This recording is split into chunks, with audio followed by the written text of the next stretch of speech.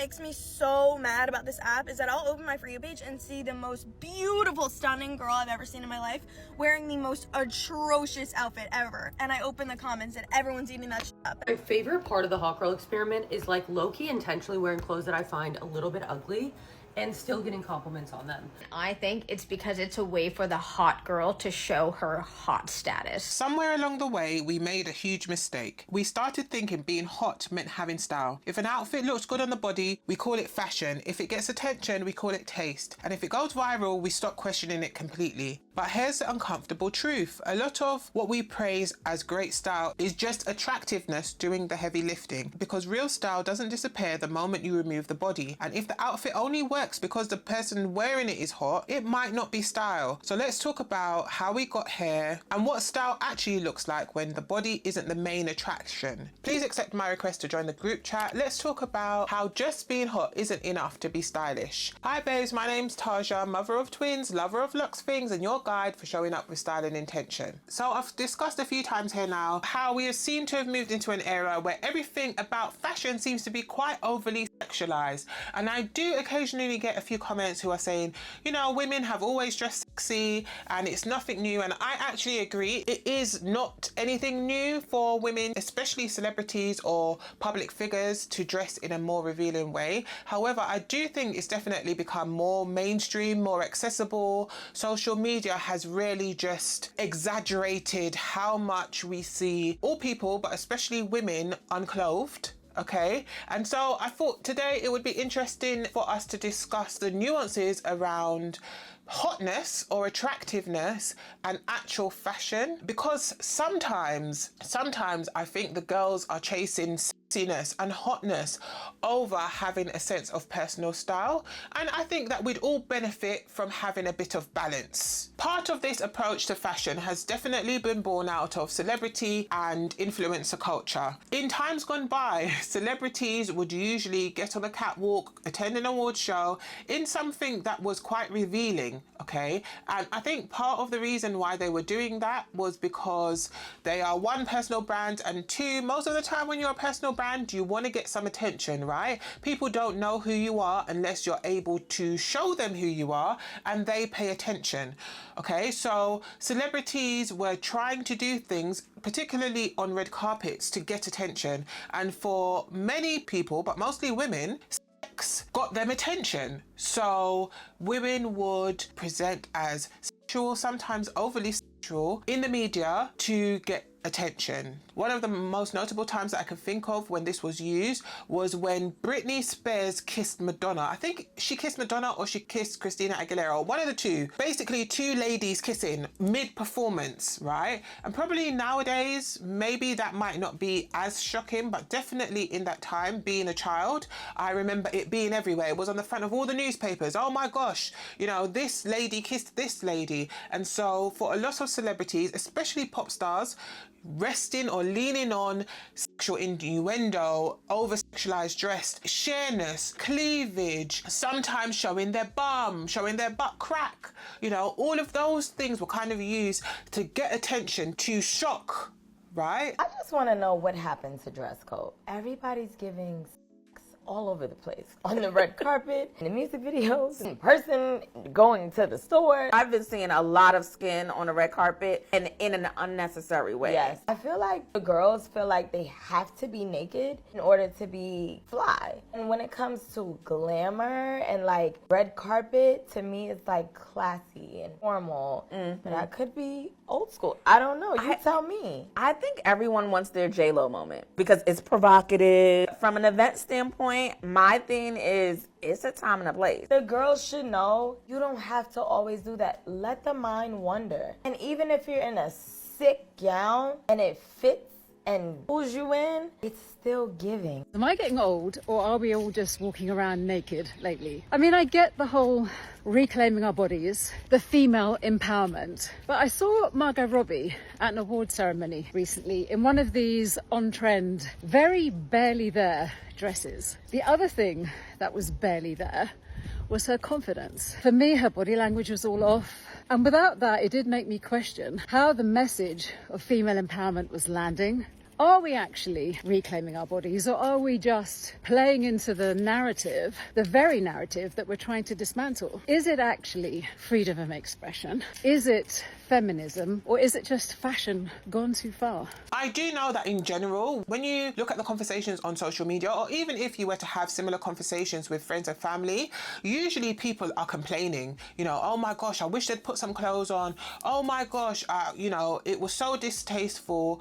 However, I think what celebrities and following that influencers figured out is that it doesn't matter if it's negative. It doesn't matter if people are talking about Britney Spears and Madonna, or Britney Spears and Christina Aguilera kissing and how distasteful it was.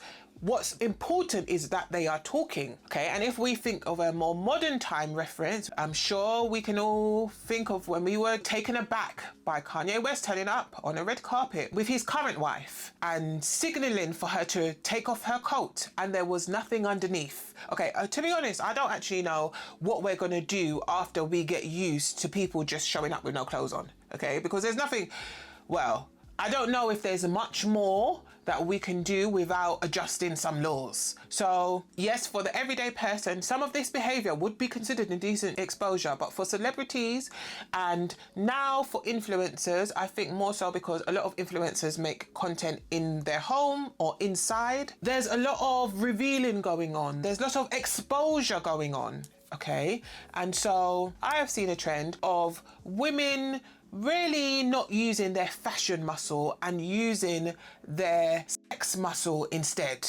Okay, so when we're getting dressed, we're thinking a lot about how to be sexy or how to be attractive instead of thinking about what messaging do I want to give with my outfit? How do I want to present myself? What type of person am I? What kind of life experiences have I had? You know, how do I want to present myself in an intentional way? You know, depending on the environment. Of course, I'm not saying that I am against being guys, because I'm not super modest, as you can see, right? I don't mind showing a bit of cleavage. I don't mind showing a bit of shoulder. It's not offensive to me. I just think that sometimes we are relying on that alone without critically thinking about what exactly it is we are putting together. Okay, so I have spoken about the BBL fashion trend here a little bit, but we see that quite a lot with the BBL fashion trend, right? So it seems that there is less thought put into whether your leggings and your leggings top complement each other, whether the color that they are, whether they match or whether they don't match, or whether they are cut in a particular way or are made of a particular material or anything like that. Those kind of things are not a consideration. And what's the consideration is, how can it hug my curves? Okay, and I think that might be as far as it goes. How can it hug my curves? I've even heard some people, maybe not explicitly say that they want their leggings in particular to be sheer, but say that they don't mind it. Oh, it's a bit sheer, but you know, it's not the end of the world. So we want it to hug the curves and we want it to show even more, guys. Show even more of what we've got. We're not really thinking about anything else but that. And I really think it's a shame. I feel like it's a shame because as somebody who enjoys fashion, as somebody who enjoys kind of working with fashion and adjusting what I look like depending on how I feel or depending on where I'm going, I actually really, really enjoy that. And I think some of the girls are missing out because having a wardrobe full of Lycra leggings and every day you kind of just switch out the legging, guys, how fun is that? It's not really fun, and it does lean a lot on appearing as attractive. I've always been curvy and I've always wanted to prove to people that my body had like a shape, that I was an hourglass. I would only wear high-waisted leggings that cinch at my waist, crop sweaters that cinch at the waist. And a lot of those times, those types of clothes are not fashionable. Like, it was literally just like black leggings and a top, and I was not getting much of a fashion sense from that at all. One day I just looked in my closet and I was like, I literally hate all these things. And actually, this one might be controversial, okay? I think I've also seen this a bit with the body positive movement. Guys, let me get my whole thought out, okay? I absolutely think that it's important that we love ourselves, no matter what body we have, no matter what we look like, all those things, okay? So I think the spirit of body positivity, I agree with, okay? I don't think that anyone should feel less than for any reason, we are all made equal in my eyes, okay? We're all made equal no matter your size, any of those things, right? However, a knock-on effect of that has been, okay, that for some reason, someone somewhere decided that to talk about clothing being flattering, or to talk about clothing complimenting you, or even to talk about fit, even sometimes, is taboo. Either it's taboo or we shouldn't care. We shouldn't care if it's flattering, guys, wild. Okay, we shouldn't care if it's flattering. We shouldn't care if as long as I can get it on, it fits. We shouldn't care if it covers all of what we're trying to cover. We shouldn't care if it looks too small. We shouldn't care, guys. It's a setup. Okay, I'm here as your truth-telling fairy godmother, guys, to save you from the setup that social media has managed to get everybody involved in, okay? Online, you'll go online and they will say to you, be body positive, no matter your size. If you want to wear that short, you should wear it. Okay, you should wear it, and you should wear it wherever you want to go. So if you want to wear it on the school run, you should wear it. If you want to wear it to your brother's concert recital, you should wear it. If wherever you want to wear it, you should wear it. Anyone who's got a problem with it is themselves problematic. They have an issue. They just need to understand that no matter what you look like, no matter what body you have, you should be able to wear what you want to wear, how you want to wear it, when you want to wear it, if you want to wear it, and it's up to you, guys. It is a setup. What happens is the beautiful women who maybe they're bigger than average size, maybe, okay? Maybe they're more bustier than average bust, or more bummier than average bum, or whatever it is, right? They are not considered the beauty standard, or they are falling outside of what would be average in terms of size, okay? Then putting on clothing, okay? Bear with me.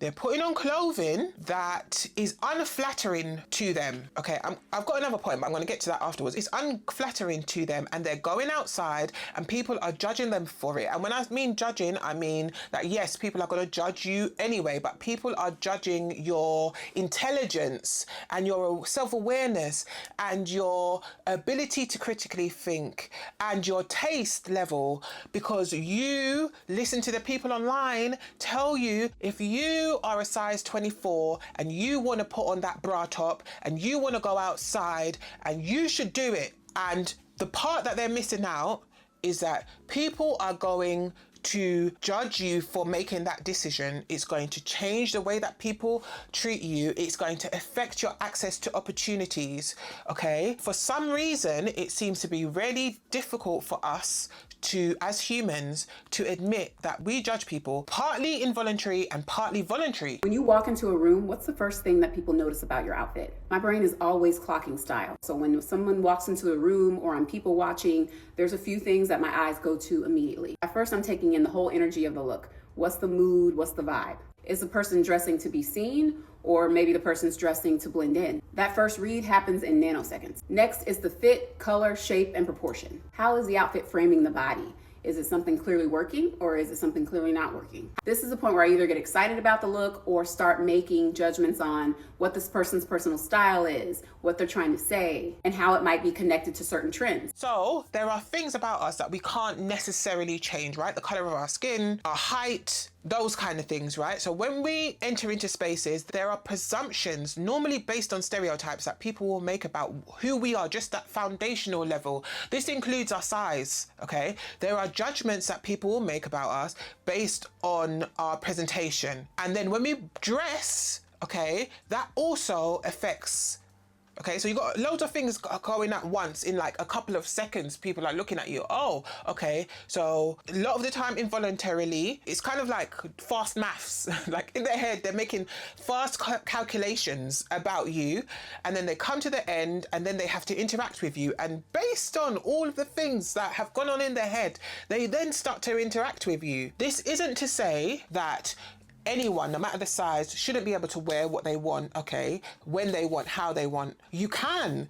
However, this isn't without consequence, and that's the bit that the people miss out. This is not without consequence. Is it fair that somebody might judge you more harshly because you are bigger than average? No. Is it fair that somebody might judge you more harshly because you have brown skin? No. Is it fair that somebody might judge you more harshly because you're a shorter man or a taller woman, or, you know, you're all of these things that may sit outside of what society has as aspirational or what society has as a beauty standard? Are all of these things fair? No, but they happen. Okay, and so what I want us to all do here is equip ourselves with what we need to be successful and to reach our destiny in real life, not in playland, okay, not in social media land, in real life, okay, outside. Okay, we want to be able to achieve what we want to achieve, irrespective of our race, irrespective of our gender, irrespective of our size or our weight or any of those things. Okay, we want to be able to do the things, and so dressing intentionally can only assist you in that. I'm not saying that dressing intentionally will guarantee that you have all the things that you want, but it will improve your chances. You have to stop underestimating the power of how you dress and how you carry yourself, and how what you wear sends a signal to the people around you. You just feel so different mentally when you take time to put yourself together before your day. Please take time to invest in yourself and your appearance, because how you present to the world is a bigger deal than you think. It's not about being vain or being judgmental towards yourself. It's about feeling good. I want you to feel good. If you want to be addressed in a certain way, dress a certain way. If I come into a room with a suit on, you guys are all going to think I'm an official. I'm the grand dame. I'm the boss. Rick Ross, I'm in charge. I've got an important position here because I'm suited and booted. And that's what you affiliate suits with and ties and blase blase. But if I come in a scandalous cheetah print dress with my titties out, you guys think I'm a hoochie mama and I'm ready for the club. I'm not going to come like that to a place where I want to be addressed in a certain manner. Wearing something that flatters you is not a guys, I don't know. It's not negative. Getting dressed and looking at yourself in the mirror and thinking to yourself, okay, I've got this dress on. Would it suit me better if it was a size bigger? Would it fall on my body nicer? This is irrespective of size, right? No matter what size you are, you put on an outfit, you might see that maybe it's a bit tight on one side, or you put on a top. I'm quite tall, I'm 6 foot tall, right? So sometimes I put on a top and maybe it doesn't fall as low as I would like it. Okay, I might want it to fall at hip level, it falls a bit higher. I think to myself, you know, I think I would look better. I would be able to present myself better if the top fell a bit lower. So I'm going to send it back and I'm going to get a different top because I want it to be flattering on me. This is not a negative thing.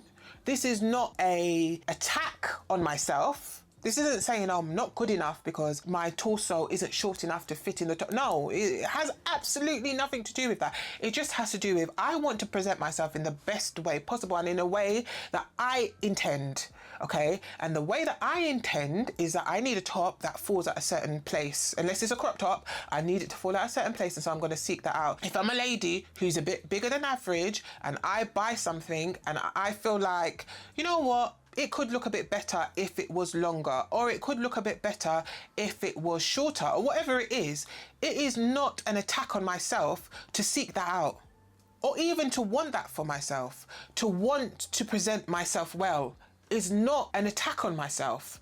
Okay, I don't know. I actually don't know how we've got here. So the girls of all sizes are leading in very, very, very, very much on sexy. All women, especially with body positivity, big women, we should be able to be hot too. I agree. Okay. However, context for all women still matters. Might you be judged harshly because you might have a bigger bust? Yes. Is it fair? No. But it happens, right? So if I'm a lady, maybe I'm a bit more voluptuous, maybe I'm a bit more busty, I know I'm going somewhere. Or even, for example, the top I've got on, right? If I was more well endowed, this probably wouldn't actually be a top that I would wear to film this video. I've been pregnant a couple of times before. There's been times I've been more busty. Would I necessarily wear a top like this to film? Probably not, okay? Is that a form of self-loathing? No. It's a form of understanding the effect that clothing presentation has on the way that I am received, right? And also it's about intention and what I'm comfortable with. So being slightly smaller chested and wearing a top that's a bit lower, I don't mind. If I had really large breasts, then I might make a decision maybe to like put a pin or something to make it a bit higher, and I'd be comfortable with that. But nowadays, I feel like we've made any critique or any second guessing or critically thinking about how we feel about ourselves, we've made that taboo. No, you can't be critical of yourself or your body. Guys, I'm here to give you permission. You can be. It doesn't mean that you have to hate yourself. It doesn't mean that you have to want to do anything bad to yourself because of it. But wanting to change something is absolutely okay. It's called being human. Not being okay, not liking something about yourself is okay. It's called being human. It's more about what you do about that, right? Okay, so the girls are leaning on hot, okay, and leaning on, ladies of all sizes are leaning on revealing it all the time, everywhere, guys. In my opinion, this is not style. Okay, being attractive alone is not style. And so there has been a separate conversation that's been going on for some time now, actually. People are making videos about it. Is it fashion or are you just hot? Another maybe controversial perspective that I have is that no, being hot is not enough, okay? And being hot alone is not fashionable. But we also cannot say that the foundation on which you put clothes on has an effect on how it's perceived and therefore the style. Sometimes as humans, we are able to use our foundations to work in tandem with our fashion to send whatever message we intend, right? So, for example, if I was a lady who was quite heavily tattooed, okay, and I had a particular aesthetic, my tattooing, along with how I choose to dress myself, usually would work hand in hand, okay? So my style, as in my clothing style, would work hand in hand with the fact that I'm overly tattooed. If I'm somebody who's very athletic, maybe I've got lots of muscles, how I choose to dress, my styling plays hand in hand with my form. So for example, if I'm somebody who's quite muscly, but I like maybe more girly dresses, maybe sweet pink dresses, right? I like that. With loads of muscles, putting on a dress, a pink flowy dress, is going to have a different taste level and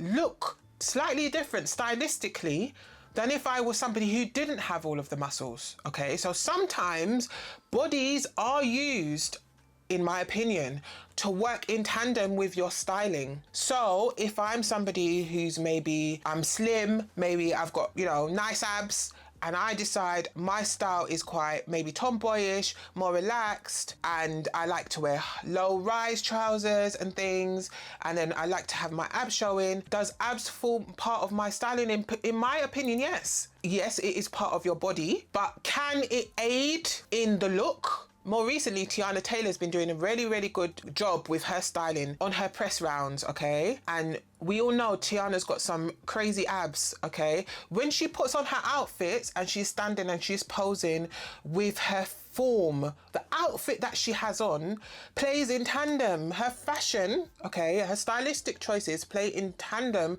with the body that she has. I don't know why we seem to be uncomfortable with accepting that, okay? So most of the time the conversation is around, okay, I've put on this outfit that this slim person has on, and on me it looks basic, and on them we're saying that it's stylish.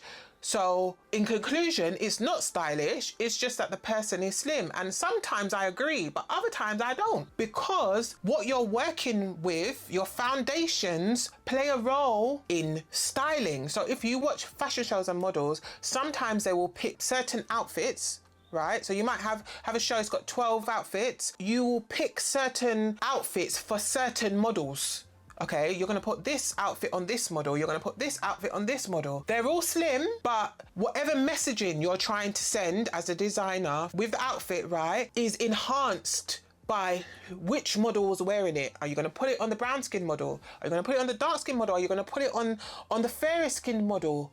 Are you going to put it on the model with blonde hair? Are you going to put it on the model with dark hair? Are you going to put it on the model with curly hair? Are you going to put it on the model with no hair? Right? All of these things play part of styling. So I don't necessarily think it's unfair for when we are thinking about ourselves, and maybe we're thinking about our personal style and how we want to present ourselves, if we are thinking of ourselves as personal brands, okay, then our foundations play a role in the way that we style ourselves. I know a lot of people get mad when you say this, but certain clothes do look better on certain body types. If you have narrow hips, super tight bodycon clothing is not your friend. Specifically dresses and bottoms that are very tight in body contouring. And this is coming from somebody who has narrow hips, and I used to hate all of my clothing. I used to hate taking full body pictures. I used to always feel like I looked slightly disproportionate in photos, and I couldn't understand why. If you have narrow hips and you have a long vertical line, wearing clothes that cling to your body go against the natural lines of your silhouette. It is no surprise how popular BBLs have become, because the clothing that is marketed, especially to young women,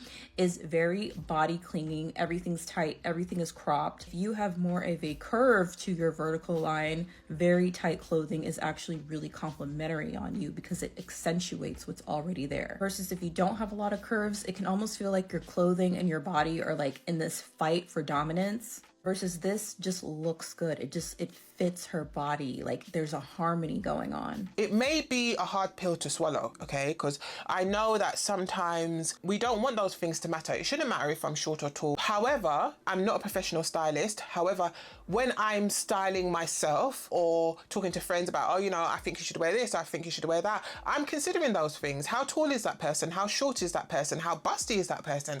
How not busty are they? What size are they? You know, how big is their waist? How small is their waist? All of these things affect, okay, well, I think you should put on this and I think you should wear it this way, depending on what their foundations are. I definitely don't think that there is a one size fits all in terms of fashion and even styling. I do think that sometimes for the girls, the default position is just be hot, just be attractive, just be sexy. And I do think that sometimes the way that we dress is not always as well thought out as it could be. You can be sexy and also be intentional. Okay, Tiana Taylor actually does that very well. If you want a reference point, you can be sexy or exude sexiness, but still think critically about how you're choosing to do that and the environments you're choosing to do that in. Do you need to be hot in every environment? Absolutely not. You don't want to be hot in every environment, and there's certain types of attention that you don't want in every environment. If I'm going on the school run, I don't want parents, teachers and children looking at my cheeks. Okay, I don't. Okay, so when I go, I'm going to wear something that is more covered so that I'm not even giving them the opportunity to if they wanted to. And I don't think there's anything wrong with that. I think being able to adjust is a life skill that will serve you all very, very well. I stumbled across Wisdom K talking about being hot, which I thought was quite interesting. So I thought we'd watch it together. This may be controversial. I really don't know, but I'm just going to be so incredibly honest. I hate the attention that and the adoration and the love and the whatever that society gives and the internet gives hot people. Like I really like. Does it come from a place of jealousy? It comes from a place of jealousy. Okay, yeah. So he says that he's jealous about the level of adoration that people get for being hot, which I mean, I kind of understand, because there are certain allowances that we give to people who we perceive to be hot, okay? And actually, I don't think there's anything that we can do about it. Part of it, I think, is a natural human response. And so sometimes when people are dressing, we feel like, man, they're so stylish. And sometimes it is just that they're hot. I'm jealous as fuck. Like I literally spend so much like time, an unhealthy amount of time, I don't want to say so much, but definitely an unhealthy amount of time, ruminating and contemplating about like how much better my life would be if I was just like a really attractive guy. I mean, that's a waste of time. If I was him, if I was advising him, my advice would be don't waste your time doing that. You know, thinking about how easy your life would be if you were hotter. Okay, because there's loads of things. You can replace hotter with loads of other things. You could. Okay, especially if you are a minority, especially if you are a woman. Okay, there's loads of things that you could. If I was a man, this would be so much easier. You know, if I was a certain type of man, this would be so much easier. Okay, and then it's you become a bit like Scrooge, like bah humbug. I cannot believe that I'm having to do all of this just to get what they get so easily. So I think it can actually affect your mental health thinking that way. Like the amount of effort and work that I put into like my career, like everything right now, if I was also like attractive on top of that, it would yield like double the results. Like it would just double everything. Yeah, I don't think he's unattractive, but I understand what he means. And he's correct. Yes, if he were more conventionally attractive, because he is tall and I don't think he's bad looking, but in terms of celebrity, because at this point I think he's so popular that I think it's fair to call him one, right? In terms of celebrity, it is based a lot on looks. Okay, and so you're not thinking about, okay, I'm in an arena where everybody's kind of more average looking and I need to find a way to stand out. You're in an arena where everybody is overly good looking, sometimes with the assistance of enhancements and cosmetic surgery, but either way, they're perceived to be overly attractive, and so you're trying to compete in that space. That's like an insane thing to think about, and that also it drives me fucking crazy. But also it's just what it is, and it is a human thing. It's how fucking society and how our world works. Like we like people that look good in the face. I saw a video just now. This girl was like, we like people who look good in the face and good in the body. Okay, that also seems to be a difficult one for people to accept. When you see somebody who has a body that looks healthy, okay, a body that looks healthy, a body that looks like it works out, okay, you guys know what I mean. When you see that body, naturally you are going to be more attracted to that body than if you see a body that isn't that way. Part of that has to do with natural human behavior. You're looking for a mate, okay? You're looking for somebody, you're subconsciously looking for somebody to procreate with. There's certain characteristics about humans that instinctively, okay, we see and think, if I procreate with that person, they've got a good chance of survival, they're probably going to be successful, right? I watch quite a lot of nature shows, but when you watch the nature shows, you see the animals actually do it, right? So the animals, female lions will look for strongest, biggest, a lion with the biggest mane, right, to procreate with. Okay, so that the children have a good chance of survival, all of that kind of stuff, right? So a lot of it is involuntary. Oh, everybody's talking about this new it girl, blah, blah, blah, blah, blah. And the same thing kind of works with guys too a little bit. And I was just sitting there, I was like, everybody's talking. I think it does work with guys as well. Maybe not in as much of an extreme, but I think it does also apply to men. About her just because she's fucking hot? Like, what else does she do? Like, and it was like nothing. And that shit blows my fucking mind. It is very much, and like I said earlier, it is very much jealousy. I'm jealous as fuck of very attractive. Yeah, I do. I made a video recently about pretty privilege. I think being attractive or being perceived to be conventionally attractive does have its benefits. And some of them are that you get perceived a certain way where if you were not as attractive, it wouldn't be that way. So Wisdom clearly has a very successful career, right, in styling and fashion, but there may be competitors of his or people who do something similar to him in a way that isn't as good, but they get similar praise. I can't think of anyone, but I'm sure that there is probably somebody somewhere, right? He does a very, very good job. However, I do agree with him that if he was more conventionally attractive, he probably would be further. Very attractive, good-looking people. Of course I'm jealous of it. Like the and so he's jealous. I wouldn't. If I was him, I would let that be a fleeting thought. Okay, I don't like that, I'm jealous. Okay, now let it go.